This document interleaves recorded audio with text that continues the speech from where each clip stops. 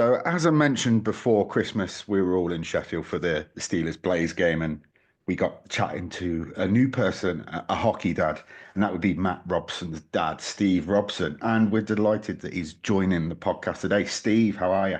I'm fantastic. Thank you. Thanks for having me. It was great to be with you guys up there. Unfortunately, I was 0 for 3 on the visit and throwing another one down today. Yeah, that's very true, but we'll move on. We'll move on quickly.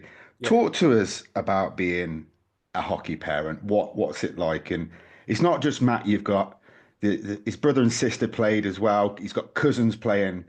A true hockey family. Yeah, it started real early with Maddie's sister Sarah. She wanted to go on the ice at like 2 or 3 years old, and we put the little white girl skates on her, and she wouldn't go on the ice because she didn't have skates like me or the other guys that were out there. And we're very lucky with Sarah. I mean, she is so diligent in everything that she does, and basically runs those two guys that are left over here. And she had a great minor career and parlayed that into making the U18 team for Team Canada, and parlayed that into a full kind of boat ride to Brown University, where she met her husband, and then got to play 2 years in Germany and Europe. So that was great. And then Maddie started like right away as well. And we have a friend of mine, Daryl Rowe, here in Mississauga. We started the Little Tykes program in Lorne Park, teaching skills and development to a bunch of kids that were around. And as you can well imagine, lots of kids are playing hockey at that point here.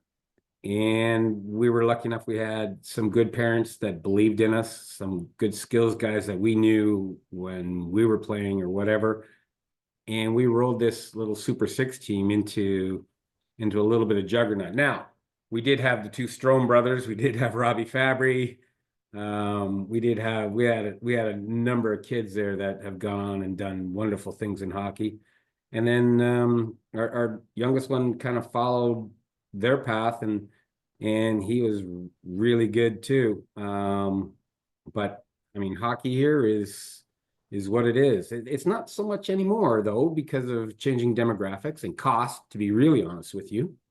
You're paying upwards of $450 an hour for a sheet of ice. And Wow.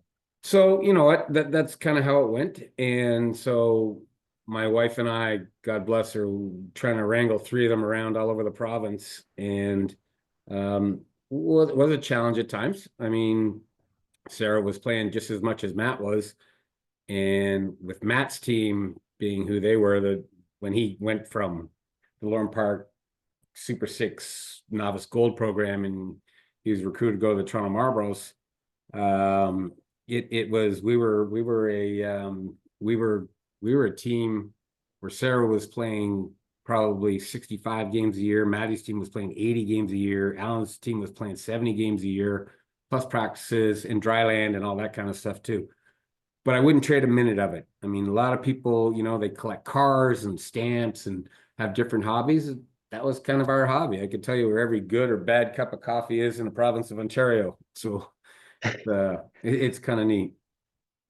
You must be very proud of what you've achieved with that program as well, especially when your kids are playing and they're playing at a good level, and then you go on years later and there's guys in the NHL. Yeah, yeah, and we still see them like in the summertime. We still talk to them a whole lot. Whether they stayed with us or they went to other organizations, like Robbie was with us for 3 years, and then he went to the Rebels, and the Strom stayed as Marlies all the way up. Dylan played with us as an underager, so he had a year left. Obviously Connor McDavid, I don't know if you guys know him or not. Just a little bit. Yeah, he was with us for 5, and you know what? The parents are still good friends. The kids are still good friends. They talk to each other all the time. We had, our Marley team from Pee Wee on up was a juggernaut. We had Connor, we had Sam Bennett, we had Darren Radish. We had the Enigma, Josh Hosang. And we also had Roland McEwen who plays, and Taylor Radish was an underager as well, who came up every once in a while. It was just a fun bunch to be around.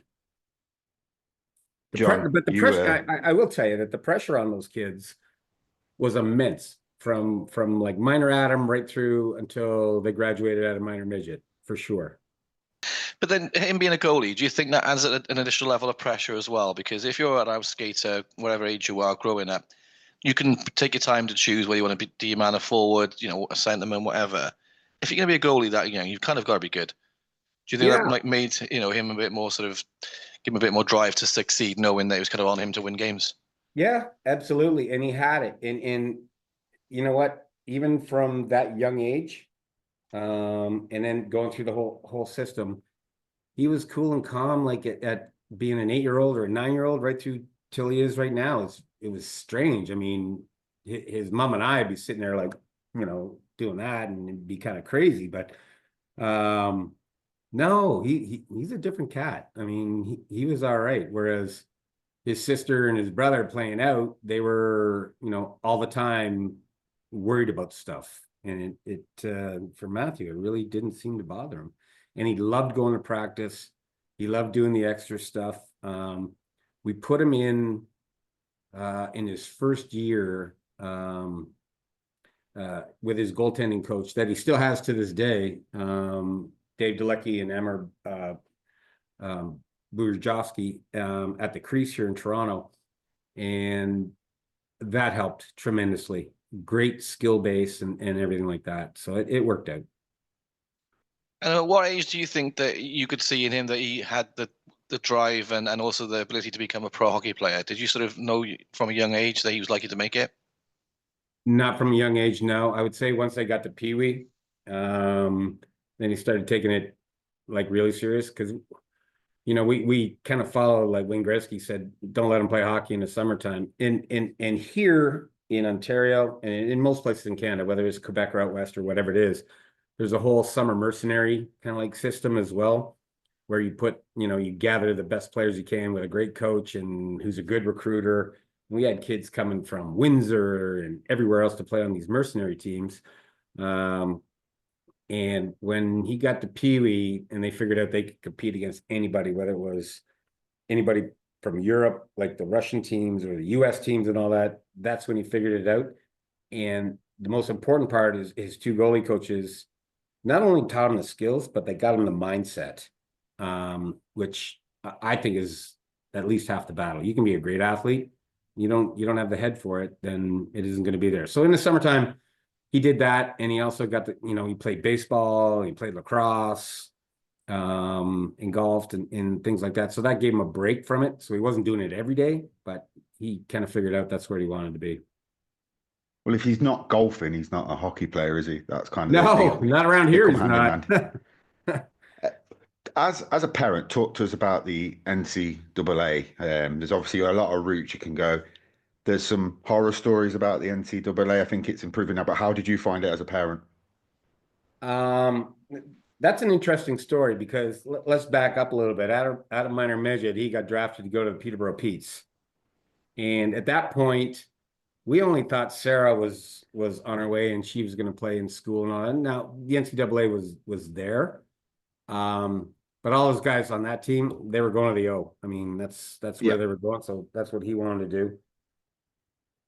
And naivete on our part, for absolute sure, we said, yeah, that's the ticket. That's the way to go and whatever, because we didn't know how the process of getting to the NCAA from minor midget when you're 15 was going to work, because they don't want anybody till they're 20, whatever, right? Yeah. What are we going to do for 5 years? So he went to the Petes. He signed with the Petes. He got through the first training camp as a 16-year-old, and he started their first game and blew his knee in the warm-up. It was a day that was about 95 degrees here in Mississauga. The ice was in, early preseason stuff.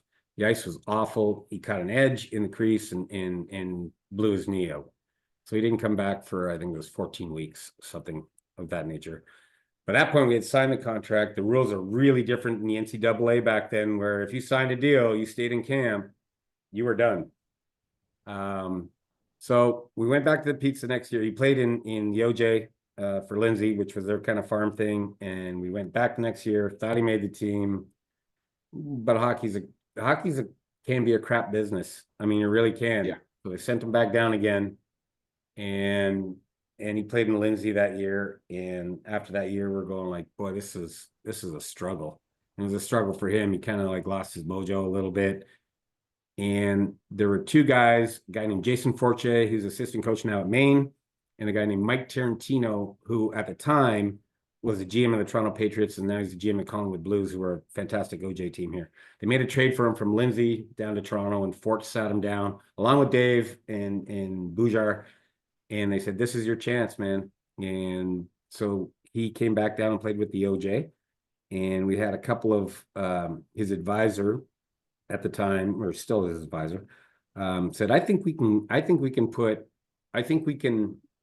petition the NCAA to get his status back. So we went through the whole rigmarole, lawyers and schools that were interested in all that. And Clarkson University stepped up and said, we'll back him. And so they offered him a ride there. NCAA made the ruling. It was an 18-month suspension. And now, I mean, you can play 2 years and away you go, which is great for those guys, great for the NHL, great for the NCAA. And so he played the whole year, he redshirted at Clarkson, and then it was in the middle of nowhere, basically in upstate New York. And he came home and he said, I don't know if I want to go back there.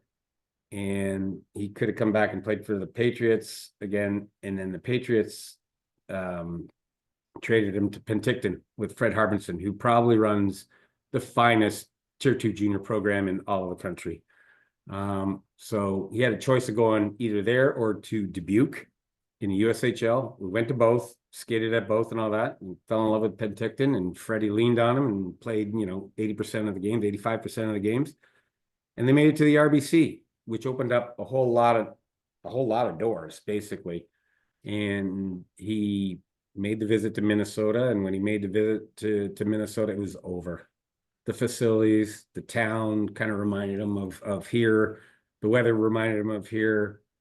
The coaching staff, although it changed the year after.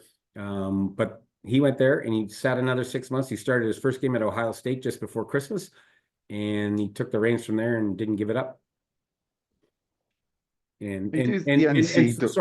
So everything was positive at the NCAA level. It was really positive.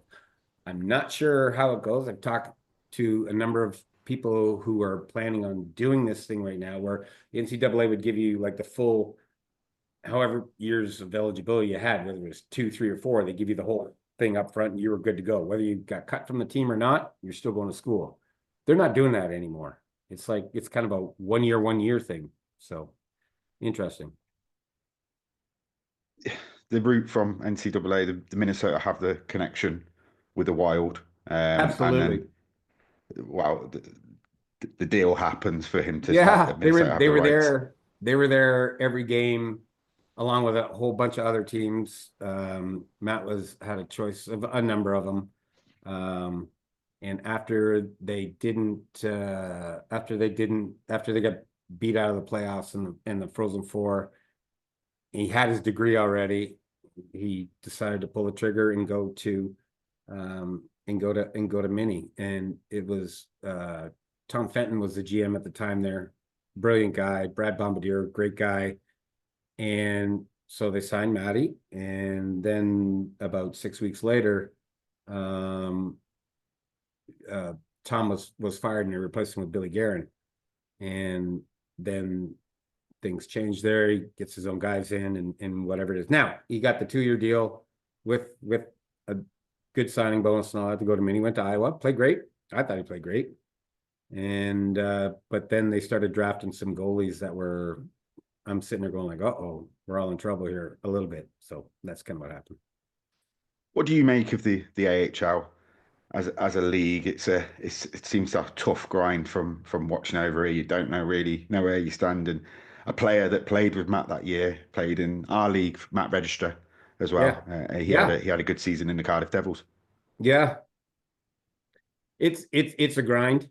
You're trying to get 20-year-old kids, 21-year-old kids to be seasoned professionals. You have a league there where guys who aren't in the show and they want to stay in the A because they're getting paid, whether they're on NHL deals or AHL deals, and they're protecting their territory, whatever. So the vets are tough on rookies and young kids, and you got to fight through that. And if you don't, you're going to get washed away. COVID plays a part in life as it did Yeah. for everyone. Yeah. But talk about how you've enjoyed the experience of Matt's journey from there, because obviously he went into the Dow, he's played in France, he's played in Poland, and now he's playing in the UK. What have you noticed about the differences, and have you enjoyed the experiences of watching Matt play in those leagues? Yeah. You know what? When it changed from when Minnesota wasn't going to re-sign him after his first 3-year deal, he went to the Dell, and he played okay there, but he got injured. So he didn't play as much as he wanted to and did. And at the end of the year, they didn't re-sign him. So he came back and he signed an AE deal with Buffalo, with Rochester and Cincinnati. And I'll tell you, the grind is in the E, guys. I mean, you're bussing and you're playing 3-3 and you're doing stuff and you're not getting a lot of dough there. Rochester, I thought was great. I thought Seth and Mike Pecker were fantastic. They were good to him, but he was commuting between Cincinnati and Rochester at least once a month because they had problems with goalies at that point, and Buffalo was involved, and a whole pile of stuff was going on there. And so he enjoyed that. And at the end of the season, again, some more personnel changes. And so he went to France, and France was great. I mean, I can speak French. My mom was French Canadian, so we kind of understood what was going on. He's in the south of France, which doesn't hurt. His mom liked it down there so much that if he was going to resign, John's a big fan. He's taking a villa. and again, it's a grind too. I mean, you're going all the way from the south of France to Paris, which is 11-hour bus ride and whatever. So that was good. We enjoyed it. We got to see the games on streaming them like we do. And then Poland last year, he was kind of like a late addition, and he had a good finishing part of the year. And I will tell you that this year, he is having the most fun playing hockey probably in 3 or 4 years, for sure. I think the league is severely underjudged. There's skill level in this league. I mean, you got guys like, look, Daniel Catanacci was like the first overall pick as a 93. And you got Noah Delmas, who he played with. Gabe Bass played with him in Penticton. Could be the best defenseman in the league, I think. And other guys that are around. So he knows a couple guys over there. This team is a tight team that he's on. They're a tight bunch, and the town is taken not only to Matt but the rest of the guys very well. I mean, we couldn't be happier for him over there. When I visited over there, meeting you guys, obviously that was fun, but just everybody else around the team. I think Kevin's doing a brilliant job with this squad. So yeah, I mean, I'm happy as hell that he's there. John? I know Scott's probably going to want to do some Coventry more personal stuff, but how is Matt finding the playing every game that you'd have to in this league? Because he's not lucky enough to have a backup to kind of replace him when he's tired. Is he enjoying playing every game, or loves it? Yeah, loves he's feeding off that. Loves it. He's always been the guy, right? So playing half the games when he was in Iowa or Rochester, or a little bit more of that in Cincinnati, and played most of the games when he went to France and when he went to Poland. He loves it. He takes care of himself. He relies heavily on Coventry's staff in there to work with him, rolling out and stretching and doing stuff. He wants to be in there every day. And he tells Kevin that too. Kevin goes, "You need a break? You want, we can try whatever." He goes, "No, I'm not letting these guys down." Even when we were getting pound, what was that one game? We were down like 9-2 or something like that. Yeah, Nottingham. And Thanks for I bringing that said, up, Steve. Yeah, I was going to yeah, say Scott would be more the guy to ask about 9-2 losses. yeah, trust me. He goes, Kevin went to him, he goes, "You had enough?" He goes, "No, because if I come out, these guys look like I'm quitting on them." And he won't do Love that. that. So Love that. Now you mentioned about how working out and keeping himself sharp between games. Talk a bit about that. Is he doing like yoga and Pilates, that kind of stuff, or is he all literally sort of about just resting when he can? he's a gigantic stretching guy, especially for his position. He does most of his lifting in the summertime. Um, he's extremely particular about about his diet and what he eats, and what's in the package and how he's preparing it. Like he's got us like all freaked out here. You can't use a plastic cutting board anymore, microplastics and blah blah blah and whatever. He drinks water continuously. He pays attention. I mean, and he goes home and he rests, and he likes to lie in his bed, and he likes to read, and he likes financial stuff. Does he go out? Sure, he goes out. He goes out with the boys, whatever it is, because I think you got to have the healthy balance. But that's kind of where it is with him for sure. Last question from me, because I was told by Dave particularly, do not mention food. You brought diet into the conversation, not me, boys. Steve has been kind enough to mention food. As an athlete, then, what's he putting down his body then every day? What kind of food is he sort of taking? David's shaking his head. David's a goalie. Dave He wants to know this question too. No, he's a lot of chicken, a lot of fish. He makes sure he has breakfast every morning. He doesn't go rolling out there with like the empty furnace kind of thing. A lot of rice, likes potatoes, likes vegetables, doesn't do a lot of junk food stuff. If he gets, protein bars here and there. But he's a little bit of a foodie too. I mean, he likes experiencing stuff. Like his roommate Kukali recommended a couple of places, and we went, and they were like top notch. I mean, so these two clowns in their apartment are like feeding off each other. It's funny as hell. These two guys are raging with me now. They're both really angry now that I managed to get food in there. But I like the fact you gave a good answer there, and you say he's a foodie. So Yeah. your son sounds like my kind of guy, to be fair. Yeah, well, you know what? He said when I came over, we went to Birmingham and went to that pasture place. And he Oh, had to have like 5 different things on the menu. It was ridiculous. It was a big night. what a steakhouse that is. Oh my. Just a couple more, Steve. Yeah. Have you been obviously hockey your whole life? You mentioned that you're really impressed with how the Elite League is. What are the pros, the real pros of the Elite League, and what do you feel like where we could improve on? Um, I think gotta be careful with this one. I think refereeing needs to get a little bit better. It's good for the most part, but like it's kind of up and down, depending on who you got. I think I think if you guys could get a TV deal, if some sports Hmm. channel, BBC, Sky Sports, if that's what they are, could do that, I think that would you'd be off and running. I think you guys promote really well. I think the teams do with the jersey giveaways and the different jerseys. And if everybody had a facility like Nottingham or Belfast or Cardiff, I think that makes the fans happier, it's comfortable, it attracts great players over to your place. And I think right now, like I said, I think the league is underestimated. I think it's better than the E.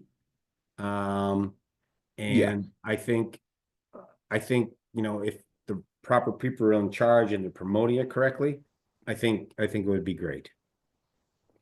And finally, Steve, when we spoke in the pub a few beers, what's some good stories you've got of guys of the past that you could tell us about? Because you said you had a few. Um, well, the one about Maddie, and this one's on me, so it's not on him. We're playing in the finals of the Silver Stick in Whitby, and Whitby is about a 45-minute drive away from where we are right now. And the night before, a bunch of us, including the Radish's dad, Fabry, whatever, we were all invited to Eric Lindros's 40th birthday party.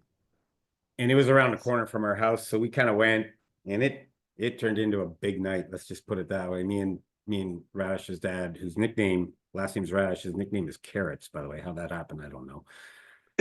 We got in late, and Carrots was staying at our place, and Darren was staying at our place, and Maddie, and we had to get up. We had to be on the road like at about 7 o'clock in the morning because it was semifinal and a final that day.